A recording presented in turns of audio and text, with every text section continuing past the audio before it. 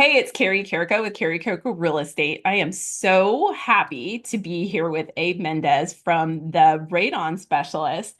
I'm super excited that we're going to talk all about radon, which is such an amazing topic to talk about. If you like science and you like, to learn about what gases come through the earth that could cause damage to you, in a house. So let's jump in. Abe, again, thank you so much for being here. I appreciate it. How are you doing today?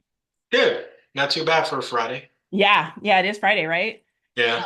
Yeah, you do take your weekends off, don't you? Try to, yes. Yeah, yeah. Yeah. I don't. Oh, I'm I always like I said, I did say try. try, So yeah. Yeah, I'm yeah, very envious of everyone who gets to take a full weekend off. I try not to work right. on Sundays, but sometimes that happens too. Um, Sure. yeah, but well, let's jump in. You are my go-to man to help me out with radon with all my buyers and sellers. So I'm super excited again, like I said, that you wanted to hop on here and we can talk all about radon and what it is. So Sure. let's start out what what is radon and why should homeowners be concerned about it? All right. It's a colorless, odorless gas. Yeah. It comes from the natural decay of rock and soil from underneath the structure, underneath the house. It's everywhere.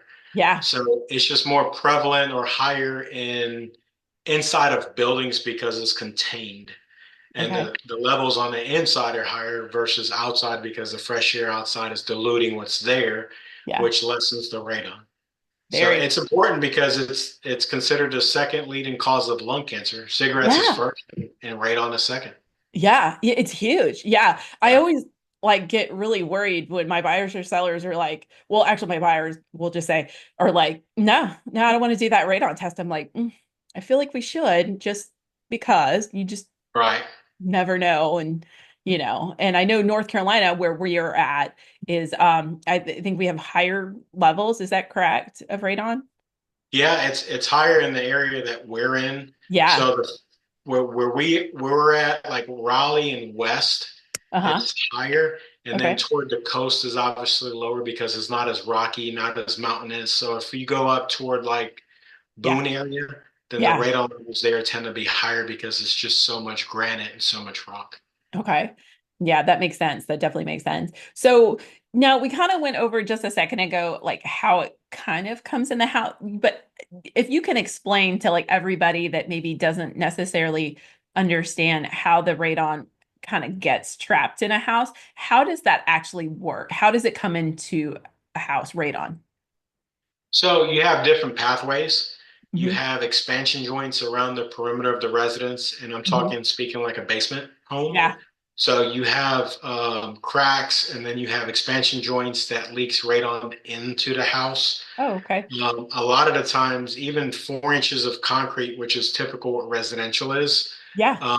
that's not going to stop the radon. It'll slow it down, but Uh-huh. if you have a high enough concentration, your house could still be elevated. Wow. Even with crawl spaces, people tend to think that because a crawl space is maybe ventilated Yeah. with the crawl space vents, it does help. But if the concentration is high enough, then you're still going to you still have high radon levels as well. Yeah. Same thing with the slab. So honestly, it doesn't matter what the foundation is. Okay. It just matters that you just need to test and find out. Yeah, yeah, definitely. Now, are there other like certain types of homes that maybe are more prone to radon, or does that not? You kind of mentioned that a little bit, but is there a So certain type? I wouldn't say prone to it, but Yeah. I would say that um, basements would be probably higher than crawl spaces because a lot of the times the foundation, when they build a basement, the walls are below grade. Uh-huh. And then any wall that is below grade has the potential to emanate radon through it. Wow. Okay. And so you're kind of subsoil at that point with a basement versus if you're in a crawl space and it's ventilated, then a lot of the times that fresh air exchange can Hmm. dilute the radon enough that your radon levels aren't elevated. You'll still have Okay. some, but it could be below the threshold.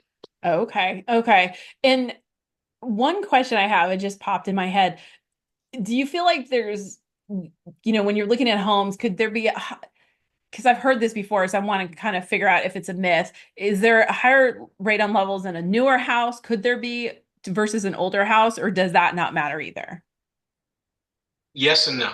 Yeah. So honestly, it matters the location of where the Okay. radon is. Like sometimes geographically, certain areas are higher or prone to radon than others. Yeah. But like older homes are still going to have radon. Newer homes are going to have radon. The newer homes they're making now are tighter. Yeah. So the fresh air exchange that you used to have on a leaky older house, you may not have in a newer house because the house is now tighter than they used to be, and the fresh air exchange is less than what it used to be. Yeah. So it could be that the newer homes now have more elevated radon levels because of the lack of fresh air exchange. Yeah, that's what I've heard. I've always heard that, and so I always make sure if I'm selling a new home that my buyers definitely get that tested because you just never know. You Um, know, yeah, yeah, you've done a couple radon systems for me with brand new houses that had elevated radon. So right. yeah, so I definitely agree with you on that one. Now we kind of touched on this, but what are the health risks associated with long-term radon exposure? You kind of mentioned it, but just to kind of go into a little bit more detail for everyone that doesn't necessarily understand radon so much. Sure, it attacks the lungs. So radon is a carcinogen, Uh-huh. and the radon has a half-life, and the half-life is what causes your lungs to be attacked. Oh, wow. So it's the Yeah. second leading cause of lung cancer. They attribute like 25,000 deaths a year just to radon Wow. for non-smokers. So it's Wow. people that never smoked before that wind up with lung cancer. And then for the majority of those people, they wind up testing high in their homes for radon. I had one probably it was about 2 weeks ago. The Yeah. lady actually got diagnosed with lung cancer. She was in the middle of chemo. She's never smoked a day in her life.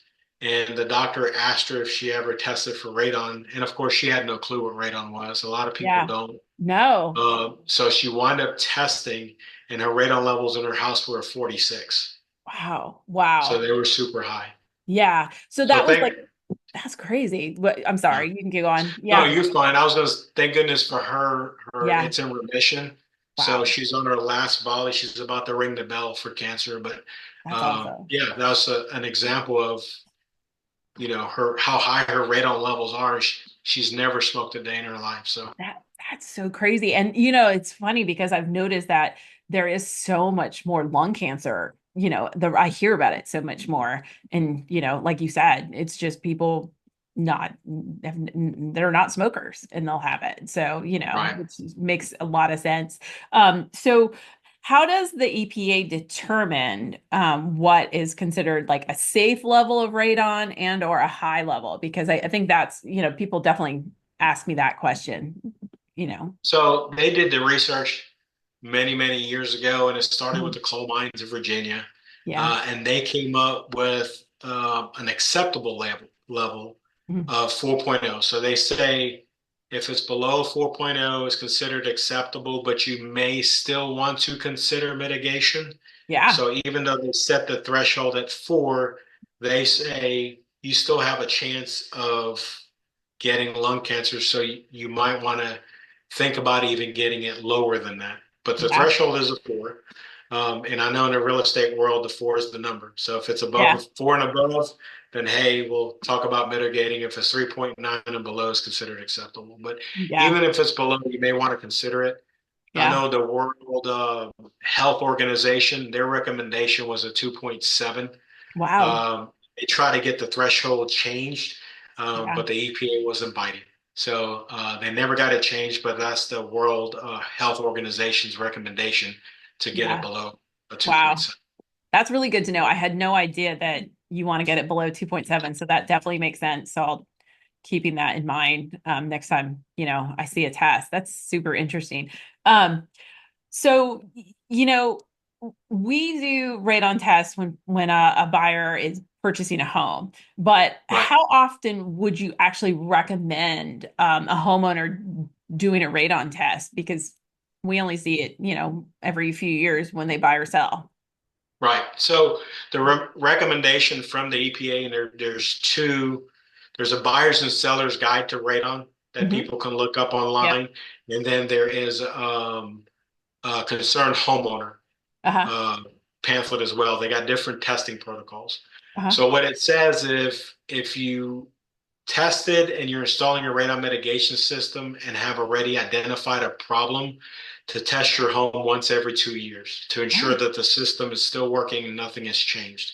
yeah. If you test tomorrow and your radon levels are low, then and you don't have a system, the EPA says test at least once every 5 years. Okay. Okay. That makes Kind sense. of one of those you test and never, ever, ever do it again. So there is recommendations from the EPA. So once every 5 if you don't have a system, and once every 2 if you have a system. That's super. I had no idea. So those are really good numbers to remember and go by because I would have never known. I always wonder too, because when I'm looking at houses or picking up listings and I see a radon mitigation system and I'm like, okay, this house has been here for like 10 years. I wonder that. I'm like, I wonder how long, how long you should test it. Should you look at the system and get it, is it something like an HVAC where you get it serviced? Right. Do Yeah, and you? even if you have Yeah. like, let's say you tested low, because we had a lot of this in like Ardmore area, Yeah. where they bought the house, they tested low, but and then they turned around and added an interior French drain, Yeah. and now the radon levels are high, and Yeah. they're wondering why, and it's because of the interior French drain. You fixed the Yeah. water problem, but now you caused a radon problem because you cut the concrete. Yeah. Same Yeah. thing with if you have a crawl space, and Mhm. let's say you had a vented crawl space and the Yeah. radon levels are low, but now you encapsulated it and you sealed all the vents up, you may want to test because you changed the dynamics of the house, and more than likely your radon levels are going to be high. Yeah. Yeah. That's years ago when I first got into the industry. That's how I met you. Is that actually happened where I was helping a buyer buy a house and they encapsulated the crawl space. It didn't have any radon issues per se prior, but it just like skyrocketed. And that was Right, like the craziest thing being new in the business and then learning that years ago. I was surprised about right. that. Yeah, it made me really start wondering, how radon really worked. So I appreciate you saying that because that's like I feel like that's super important.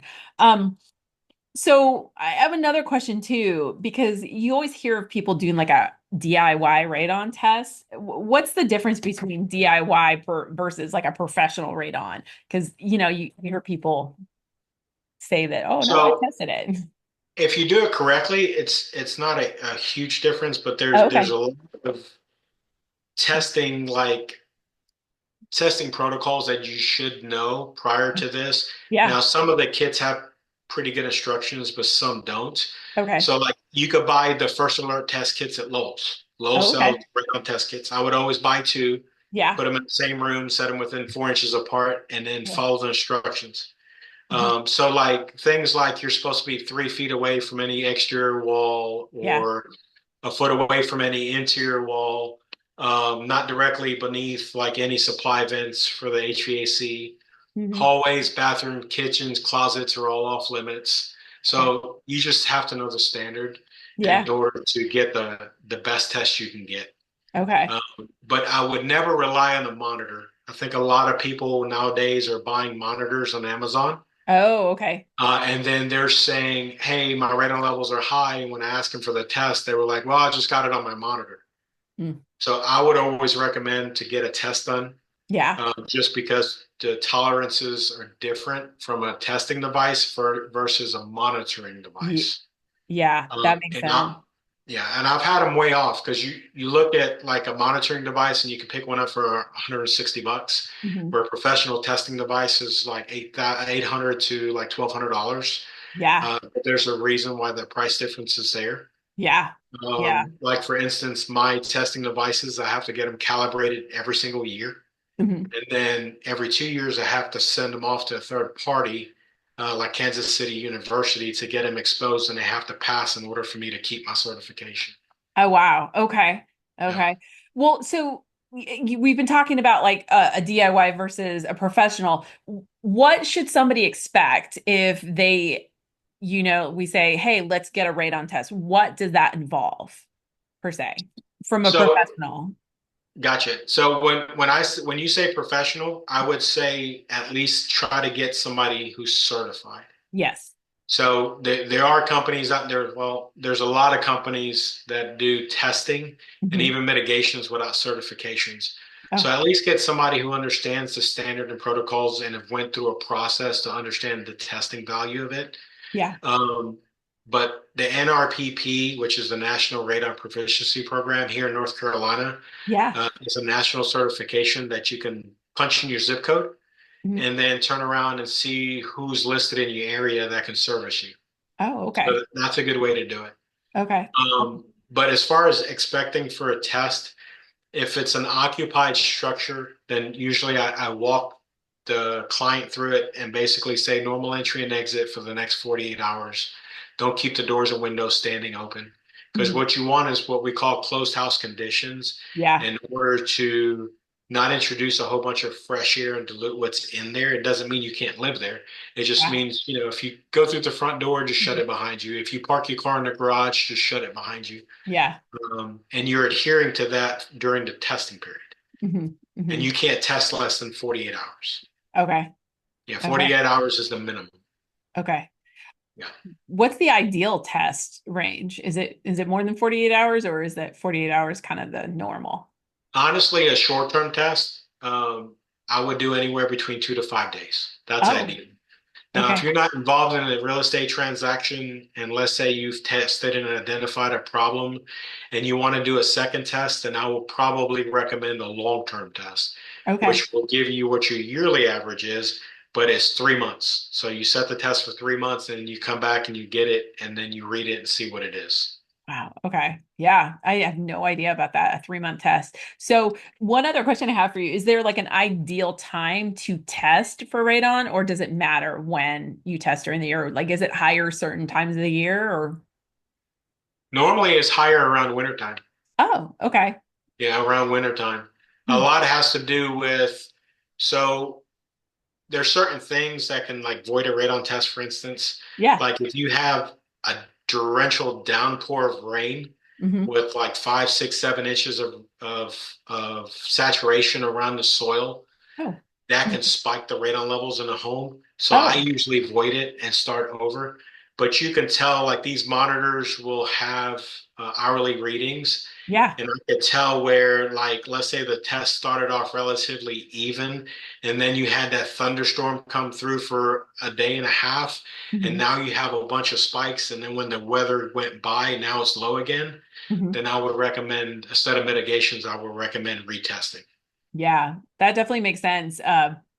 That I'd never thought about that. Like during when you're testing it during, a rainstorm that, Yeah, so in wintertime, when the ground freezes around the structure, so yeah. what happens is picture like the soil around the building, and the radon is emanating from the soil because it's porous, and instead of pushing back into the structure, it's Uh, just coming up around the grass around the house. oh wow. The minute Okay. that thing freezes or it saturates with several inches of rain, the Hmm. radon is not going to fight through that. It's going to seek the least path of resistance, Yeah. and then it's going to start pushing back into the adjacent structure, which is now elevating the radon levels in the home.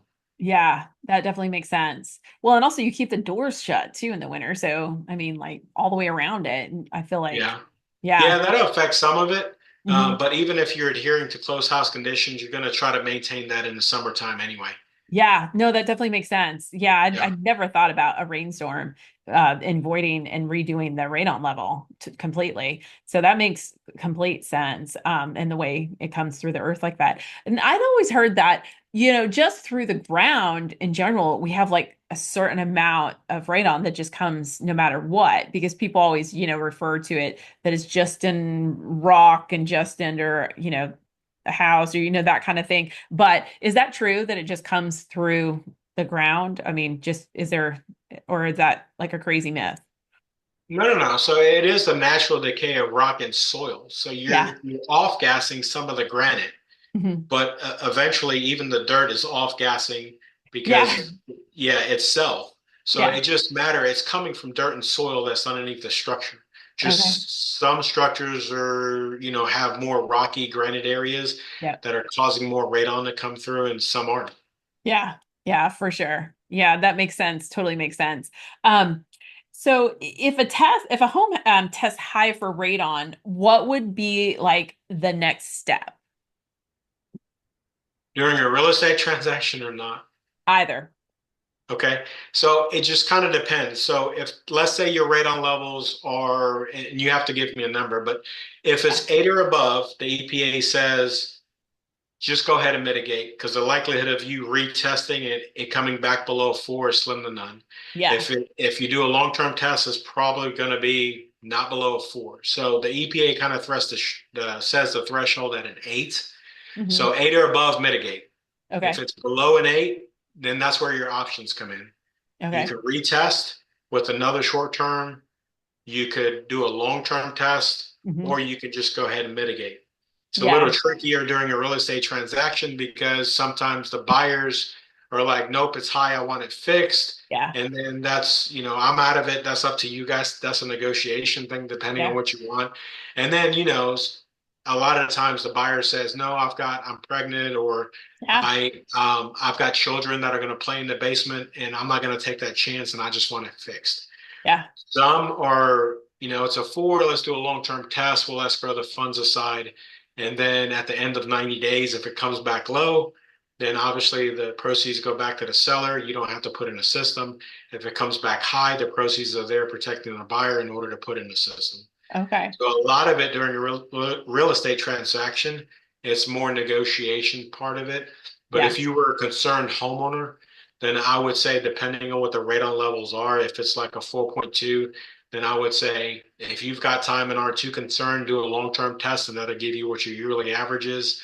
And Yeah. then you can base your decision on the long-term test. Yeah. Yeah, Does for that make sure. sense? Yeah, no, it does. I always just err on the safety like side. I'm like, if it's 4 or even close to 4, you might as well put a system in just because And there's, that's what typically people do. yeah, because I feel like it's so much risk. I mean, just for your health that um it would make me nervous. Right. No, You no, I know? got you. Yeah. Yeah, I Yeah, agree. I get super nervous because I'm like, yeah, there's no sense. I mean, if we know we can fix it, then you might as Then well. fix it. Yeah. Yeah. Well, and then also like I've sold quite a few homes and I know you've put the systems in where like they have a basement and the radon levels are really close to 4. And then I'm thinking, oh gosh, when you finish this basement, it's going to be over 4 because then you're in cap, everything's like closed up even more. So is that theory you feel like correct? Especially if you're talking about an unfinished basement versus a Yeah. finished. Yeah, I'm saying like thinking I always think like if it's unfinished and the radon levels are relatively high or they're very close to 4, I feel like once you start finishing the basement and closing it in and making it leak proof and has flooring on, I mean I feel like you're going to capture more. It's almost like the way I've always thought about it is like when the encapsulation idea that you gave me a few minutes ago. I feel Right. like it's the same thing when you're in a basement. If you encapsulate it or finish it, I feel like it probably most likely will raise the levels. So you might as well put in It potentially could, especially if, like, let's say you didn't have a bathroom in the basement, but now you're yeah, adding one. yeah, So now you're cutting into the concrete, entering yeah, new pathways for radon to come in. yeah, So it could change it. Um, I would err on the side of aesthetics on this yeah, one. So, like, let's say if it's unfinished and your radon levels are right at a 4 and yeah, you're going to finish the basement, then I would add the radon system before you finish the basement. yeah. Because if it's, let's say, once we do our diagnostics and figure out where the placement of the system needs to be, Hmm. then at least during the remodeling, you could always box it in and hide it. Versus if you finished everything and now we're having to put it in a unsightly place, now you have to deal with it. That makes sense. Yeah. Yeah. Yeah, that definitely makes sense. I'd never thought of that. I think with all my buyers, I think we've had it put in prior to them finishing it. But I like that idea. I'll definitely have to bring that up with buyers when I run into that um Right. in the future. But I've always like my thought is if they're high enough in the basement, you're just gonna have to do it. Because if you don't do it now, you're gonna have to do it if you sell the house. So Right, right, it's gonna happen. So might right. as well just put it in and Yeah, be done with it. And make sure that your family's healthy and safe. So right. yeah, that's been always my thought. So can you like walk us through like how a radon mitigation system works? For Sure. people that, because there's so many people that just don't know anything about radon or what the system is and so on. Right. Yeah, yeah, no problem. Thank you. So for every radon system we put in, we do what we call diagnostics. Like I can't physically go to a house and tell you it's going to go in the back left corner Yeah. because I have no idea if that's where the radon is coming from. Yeah. So we spent about 30 minutes to 2 hours of doing nothing but diagnostics, charting the house, figuring out where the radon is coming from, and then coming up with the best plan in order to implement that to put in the radon system. Uh-huh. Because it's not, you know, every house is unique, every pathway of radon is different. Yeah. It's not one fan fix all. Yeah. So there's some companies that are here that tell you, hey, for this amount, you get this fan, but you Yeah. can upgrade for an additional $200, you get a bigger fan. Yeah. The problem with that is you have to size the fan for the house based on the job. There's no such thing as selling a fan. You Yeah. have to size the fan for the house. Makes sense. So the diagnostics is very important as far as the installation of a system, and Hmm. that's how we're able to guarantee the radon levels because we find the radon and then we attack those spots as far as the system goes. Hmm. But part of the process is drilling a couple of small half-inch holes, and then we do a vacuum test to see how much airflow we have underneath the house. Uh-huh. And then after that, we have a machine where we could test and see how much radon is emanating from what spot. And then that data is collected to design the system itself. Oh, wow. But Okay. once we put it in, the premise of the system is to create a negative pressure underneath the slab or Hmm. between the wall, and you're sucking the soil gases out, and then you're venting it past the roof line so it doesn't enter back into the house. Okay. That makes Yeah. sense. Yeah. Yeah. And then a radon system itself is designed to it works 24/7. So the fan Mhm. is always running. Yeah. And the radon system is designed to suck the soil gases out. But let's say that fan dies tomorrow, then Yeah. 24 hours later, the radon levels are going to go back to where they used to be. Mm. So it's Yeah. not designed to get rid of it permanently as long as the radon system is working, because what you have is what you have underneath your house. Yeah. Yeah, definitely. And like those systems, I think I had mentioned it earlier, but I'm not sure. I probably didn't ask the question right. Like, how often should you get your system looked at? Because I always look at them and I'm like, man, that's probably been here for 10 or 15 years. I wonder if they even get it checked, like, the actual system checked. Is that go back to, that's not really necessarily like testing the radon in your house. It's actually getting the system. So do you guys do that? Do you do house calls where you're just checking on the system to make sure it's working properly? We do, but I'm always going to fall back to the test as well. So you Yeah. kind of have to do it in conjunction. So Okay. like, if somebody calls me 2 years later for a radon system, Hmm. that let's say we put in, Hmm. then I would leave a test and then I'll do my walk around and check the system to see if I see anything that's noticeable, Yeah. any caulking that needs to be done, anything that needs to be repaired. I would do that when I drop off the test. If Okay. somebody calls me up and says, hey, I have a system in place, can you come look at it? Yeah. And we didn't put it in, um, or even if we did put it in, I would ask you if tested in the last 2 years. Because I could physically tell you, hey, the system is running, everything looks good, but I can't tell you if the system is running. The only thing I could tell you that, or if the system is working properly, because the only thing I can do that is a test. Yeah. Yeah. Definitely. Yeah. Definitely. But I could Yeah. I could look at it and tell you if it looks good and Yeah. if there's anything noticeable with it that I can see, but the Yeah. test is gonna tell you if it's truly working. Okay, that makes sense. And that was like another question I had. Even if there's a radon mitigation system, should a buyer still test for radon? I mean, I would say yes, but what's your Absolutely. okay? Yeah, Yeah, absolutely. Because things yeah, change over time.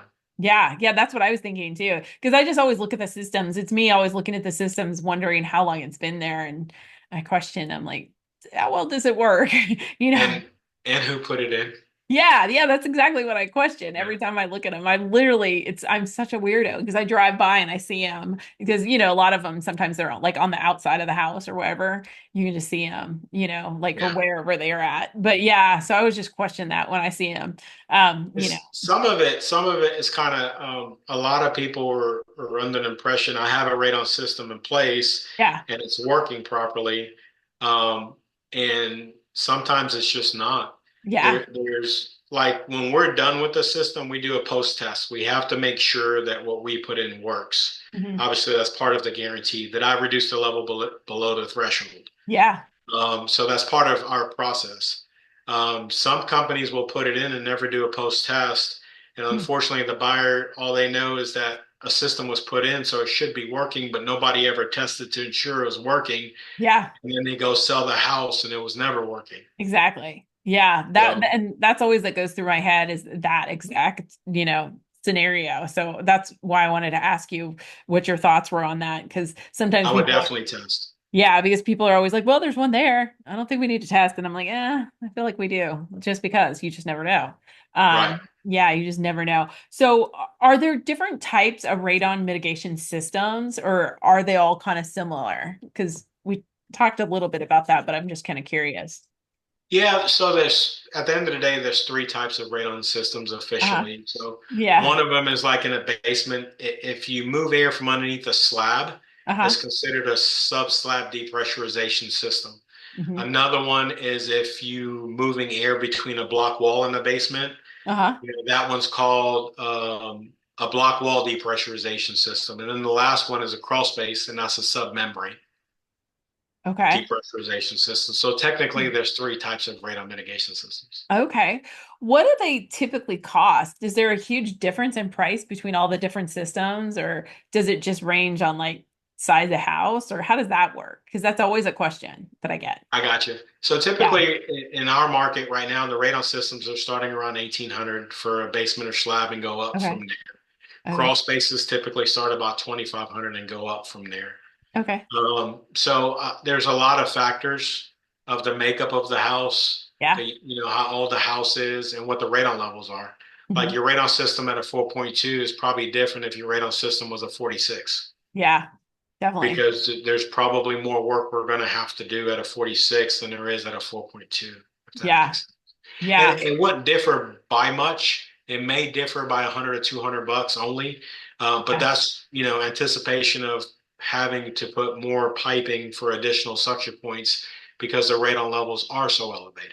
Yeah. Yeah. Definitely. Definitely. So, I mean, this might be a question. I mean, I think it can affect the sale, but do you feel like radon medication systems really impact resale value of a home? Have you seen that? I get asked that question a lot, and Yeah. I always say that's not my wheelhouse. I Yeah. kind of stay out of that. Yeah. But the only answer I would have to that is um, I've never seen anything impact that in this area because we install a lot of radon mitigation Yep. systems, and I Yeah. think it's more detrimental not to have it in place than it is to have it in place because at least then you've identified a problem and you fix the problem and Yeah. now it's safe versus you have a problem and you haven't fixed it and now you have the potential of a health risk Yeah. of lung cancer. So Yeah. if I had to guess, again, it's not my wheelhouse,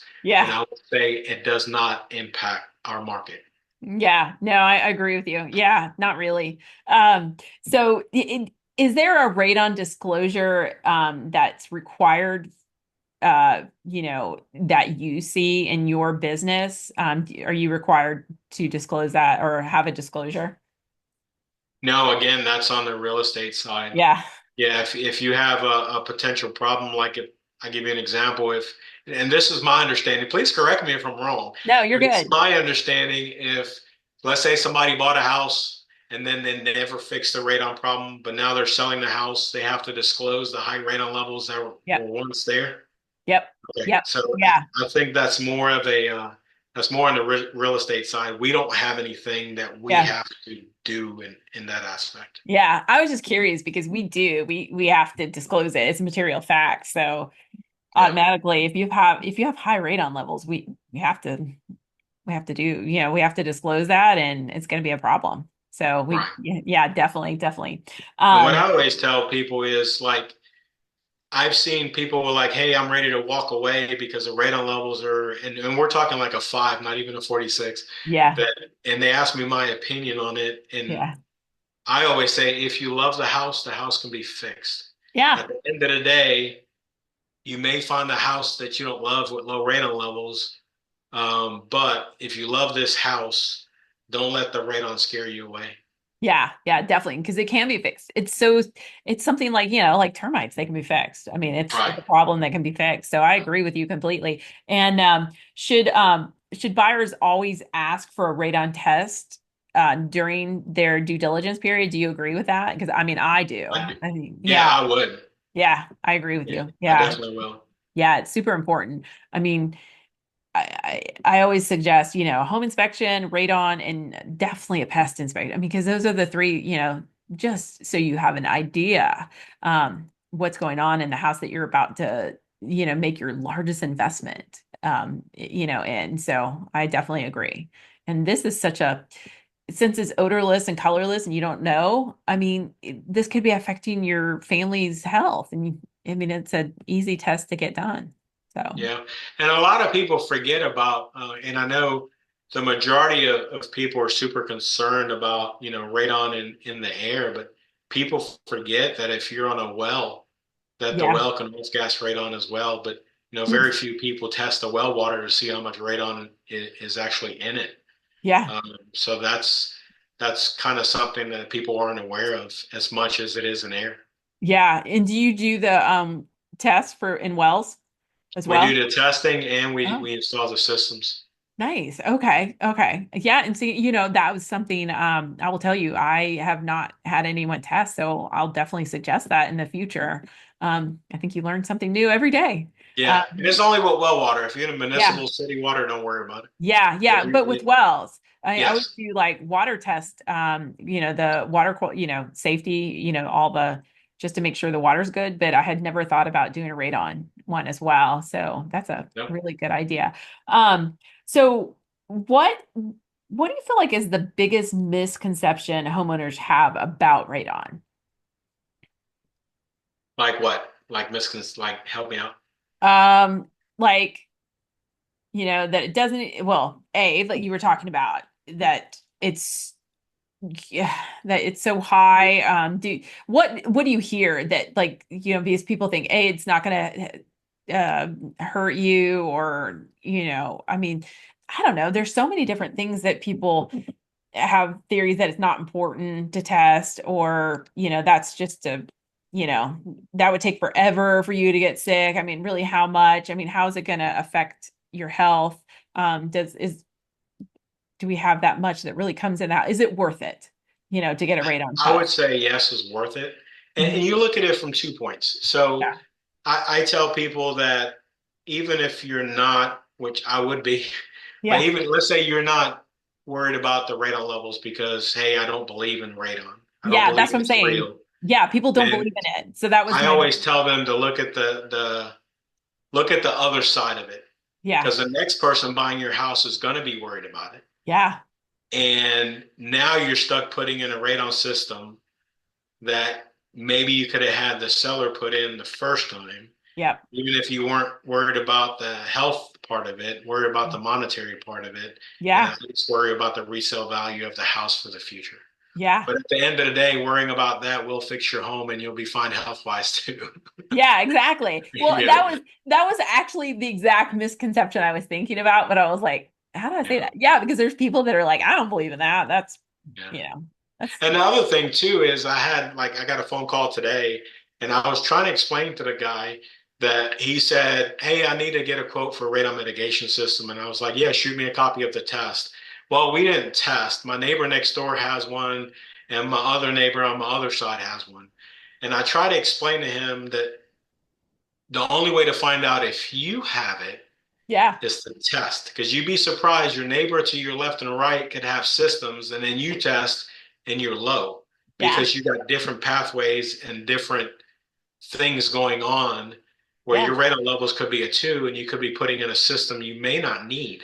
Yeah. So I was trying to explain to him that, hey, just run a test, a simple test. Even if you pick up a kit at Lowe's to see what your number is, one that helps me with the diagnostics because I understand, like, I don't know what I'm guaranteeing. Yeah. Like, I don't know if I'm guaranteeing a 46. I don't know if I'm guaranteeing a 5. Yeah. So for me to install a system, I need a number to start with. Yeah. But for him is identifying a problem that he may need to fix versus he may find out that he really doesn't need a system. Just because his neighbors has one doesn't mean he has one. So a lot of the times people are, I get a lot of phone calls. Well, my neighbor has one. I want one too. Yeah. Yeah, definitely. Well, and it's funny that you said that because I actually sold a house. And I think you put the system in. I know you did. And it was weird because the builder or whoever they were, like the assistant or something, he was like, there's no radon levels in this neighborhood. I'm like, how do you know? Yeah, And they did, they had high radon. And it was kind of funny though, because it was kind of the same thing, but it was kind of like reverse, where it's like, well, you don't know, you gotta test this. And how can you say the whole neighborhood doesn't have it? Because, and then it was funny because one of the builders came in and he's like, oh, that whole neighborhood has it. This whole, it was kind of funny because like I was just mentioning that they were gonna get the test, and the assistant or whoever it was like, why are you doing that? And then I'm like, I was like, because you don't know. I mean, right, I'm looking at half the houses in the neighborhood. They have one. I don't know if this house will need one, but we need to test it. right. You just don't know. You just never know. Um, you know, and it was a basement house. I mean, it was all the things that you definitely want to get it tested with, the Yeah. type Yeah, of. and and honestly, a lot of the times, obviously we have to do what the diagnostics tell us as far as fixing it, but for Yeah. aesthetic reasons, we always try to keep them away from the roadway, toward the back of the house, Yeah. behind bushes, where normally the average person won't be able to see them. Yeah. So there's no telling how many houses that you think don't have systems do have systems. You just don't see. Exactly. Yeah. Yeah. And that was my thought too, because I was like, well, from what I can see, if this many has them, I mean, how do we know if how many have them and we can't see them? So I mean, Right. it was kind of a funny discussion. So I wanted to ask you that. So I'm just kind of curious. We didn't really ask you this in the beginning, but how did you get into this industry? Because this is a unique field to be in. Yeah, it is. So back in the early 2000s, Uh-huh. I was actually doing home inspections. Oh, okay. Yeah, yeah. So I was a home inspector doing radon testing. Okay. And then my clients would ask me, hey, what do I need to do as far as the testing? And I was like, I don't know. Let me find out. Yeah. So, because I was new to the industry at the time and Yeah. I could identify the problem, I just didn't tell you how, I didn't know how you can fix it. Yeah. So I wound up getting with a guy who actually got me home inspections.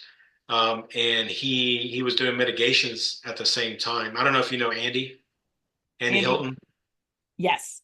Yeah. Okay, back in the day, he still does home inspections, but he used to Uh-huh. do radon mitigations as well. Oh, okay. And yeah, he was real cool about it and was teaching me a lot of things. And hey, just his first answer was just give him my number. But then I Yeah. was like, well, I want to know, like, how does it work? Yeah. So I would give him free labor for knowledge. Yeah. And he was actually showing me how to do it. And he decided to get out of the mitigation industry. Mm. And I wanted to get into the mitigation industry and get out of Yeah. the home inspection industry. Yeah. So I nenever looked back. Very So cool. yeah, I've been doing it for a little bit over 22 years. Nice. Very cool. Yeah, I was kind of curious because it's just like a niche and it's like so unique, but it's interesting. And I had always wondered, how'd you get into it? And I mean, I totally get that concept of being like curious because that's how I am. Like people are like, how do you know about that? Or why do you work with those, different kinds of like, because I do like creative deals, I do all like, unique.